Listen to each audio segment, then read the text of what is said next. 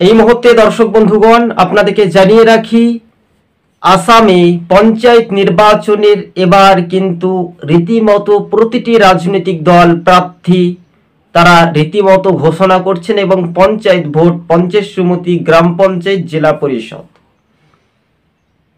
একেবারে টক্করে আসাম বিধানসভা নির্বাচনের যদি আমরা পরিসংখ্যানটা দেখি তাহলে যারা সংখ্যালঘু ভোটার, এবার পঞ্চায়েত ভোটের ফলাফলে কি হতে পারে। একদিকে সিপিএম, কংগ্রেস, বিজেপি সহ অন্যান্য রাজনৈতিক দলগুলো নির্বাচনী ভোট প্রচার একেবারে রীতিমতো এবং বিভিন্নভাবে আমরা দেখতে পাচ্ছি প্রচার কিন্তু সোশ্যাল মিডিয়ার মাধ্যমে দেখা যাচ্ছে। তবে অকব নিয়েও কিন্তু একটা প্রভাব পড়তে পারে আসামে।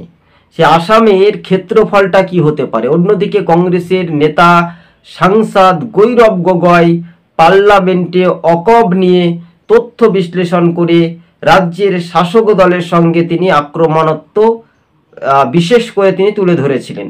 এবার সেটাই হচ্ছে আসামে জেলা পরিষদ কাদের দখলে যেতে পারে, পরবর্তী সময়ে ভিডিওর বার্তার মাধ্যমে আপনাদের সঙ্গে আমরা তুলে ধরব। তবে সিপিআইএম বেশ কয়েকটি তারা নির্বাচনীয় মানুষ কতটা না বিনা প্রতিদ্বন্দ্বিতায় শাসক দল জয় হবে এটাও একটা দেখার একটা বিষয়।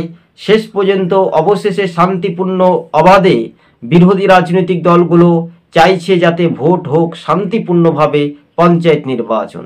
তো আসামের দিকে একটু অন্যতম খোশ মেজাজ বলা যেতে পারে, তাই না? একটা বড় একটা জোটের জন্য একটা আলোচনা হচ্ছে, আবার কেউ তারা নিজের ইচ্ছা মতো প্রার্থী দিয়েছে। তবে এবার বিজেপির তারাও কিন্তু মুসলিমকে খাড়া করেছে, মরার উপরে খাড়ার ঘা দাঁড়িয়ে রয়েছে। একটাই বলে না, কপালে যদি থাকতো ঘি জুটতো না আর কিছুই কি। তো স্বাভাবিকভাবে এটাই বাস্তবে বলাই যাচ্ছে। দর্শক বন্ধুগণ, আজকে ছিল সবুজবঙ্গ নিউজের ইউটিউব চ্যানেলটি ভালো লাগলে প্রথম থেকে শেষ পর্ব দেখার পর সাবস্ক্রাইব করে সঙ্গে থাকবেন। আসামে এবার পঞ্চায়েত ভোটের তোড়জোড় রীতিমতো দেখা যাচ্ছে। তবে এবার কিন্তু আসামের মানুষজন কোন দিকে রায় দেয়, জেলা পরিষদ হচ্ছে মেন ফ্যাক্টর বলে এমনটাই।